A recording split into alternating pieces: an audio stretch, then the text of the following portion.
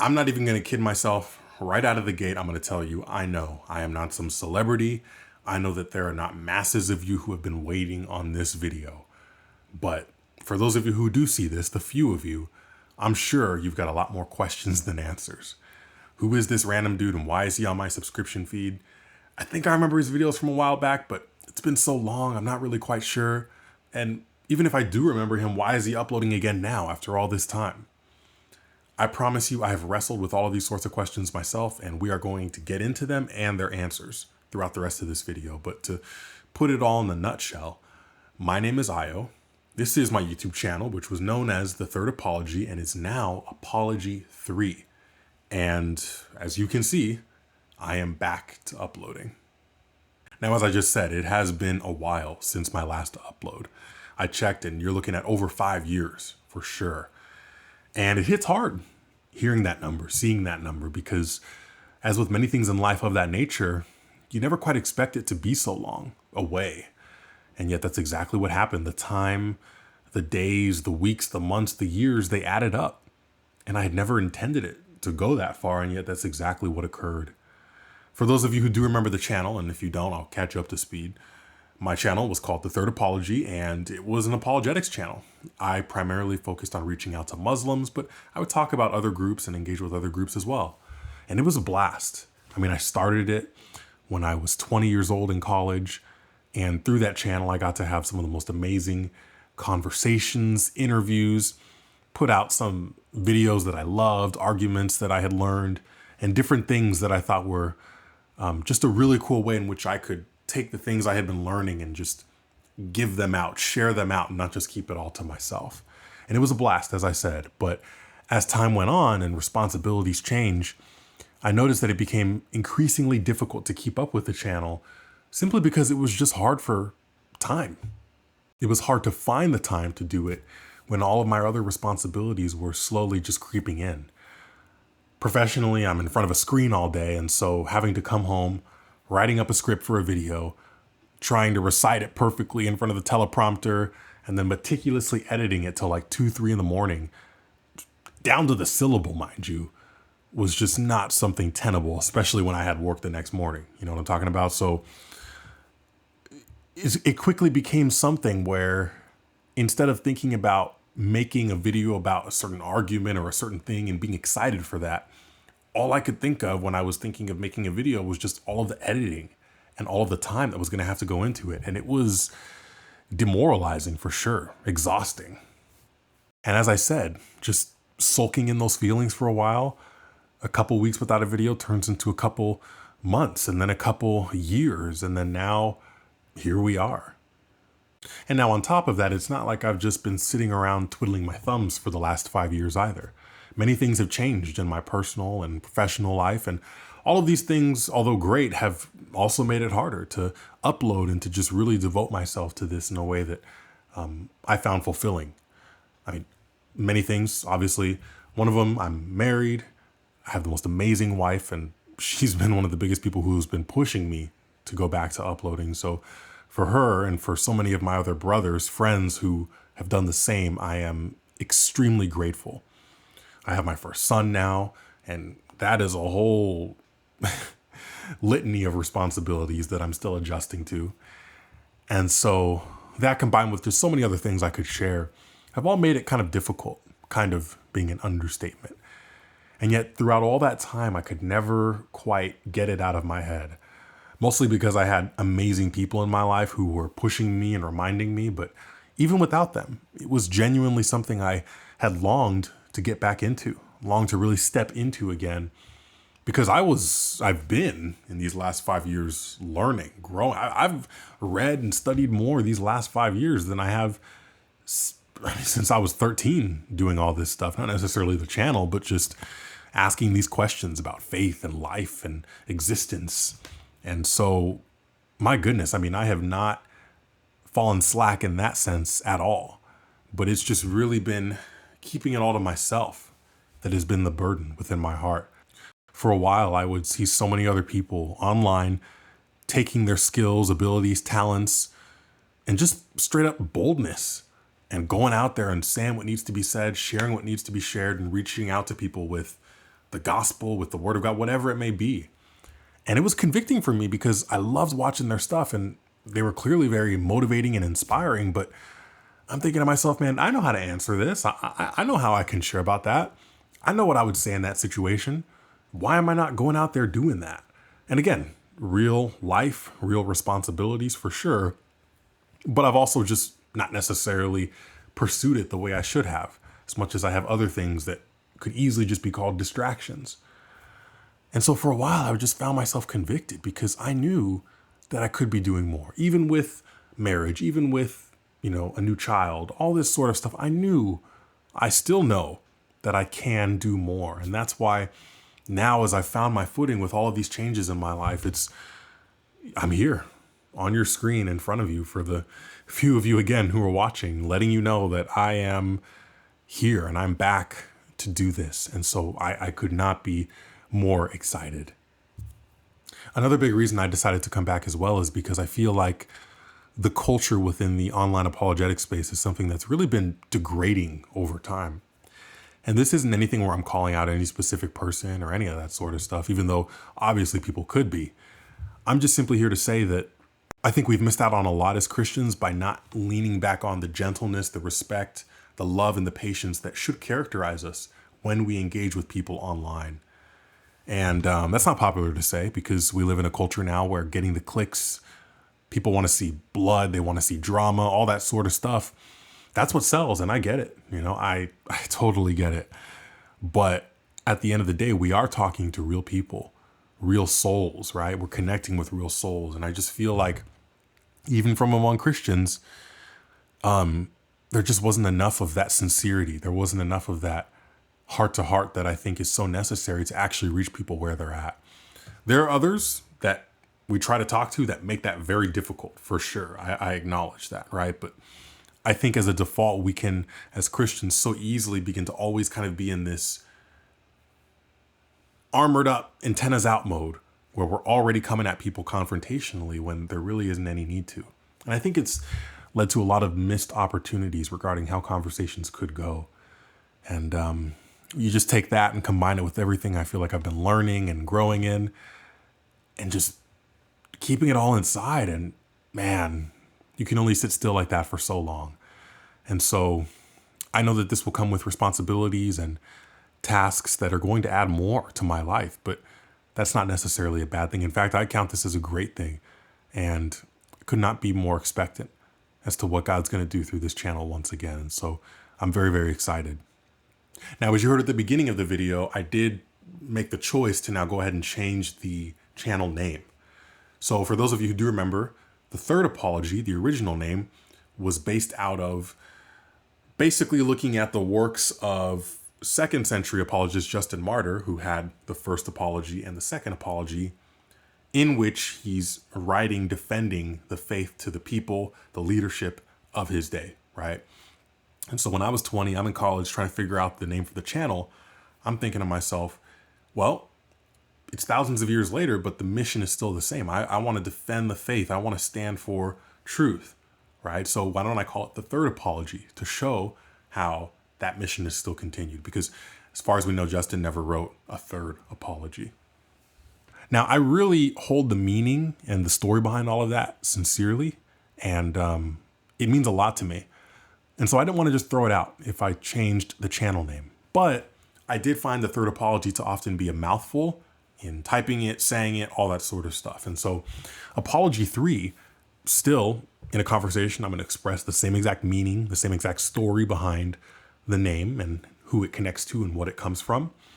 But I just find it to be a lot more quick off the tongue, memorable, brandable, I guess you could say. And it even kind of rhymes, right? ApologyThree. So I made that decision. I'm happy with it. And I'm excited to just continue developing the name and the title and all of the different things that may come along with this, like logos and things of that nature. But very happy with the change. We have an Instagram handle now over at ApologyThree as well. That's 3 spelled out. So feel free to check that out too if you want to see more content there. It's still in infancy, but we're going to get it going real soon. Now, as to what else to expect from the channel, as I said before, a big reason why I felt so burned out from making videos is because I was going like David Wood style, trying to edit every syllable, every letter, every little vocalization so that it didn't sound like I made any sort of mistake.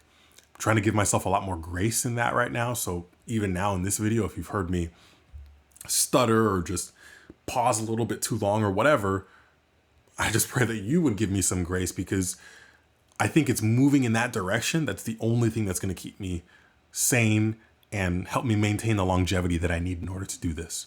So that means moving toward a lot more, I guess you could say, live-based content or just real-time content. So whether that be live debates, live call-in, talking on the street with people, any of those interviews, right? Any of those sorts of things that I feel like are not going to be, there's not going to be as much pressure to like heavily edit those things and make them super scripted and all that sort of stuff. That's going to be huge for me, so that I can continue doing this for you guys and for the Lord, right? Without facing so much of that burnout.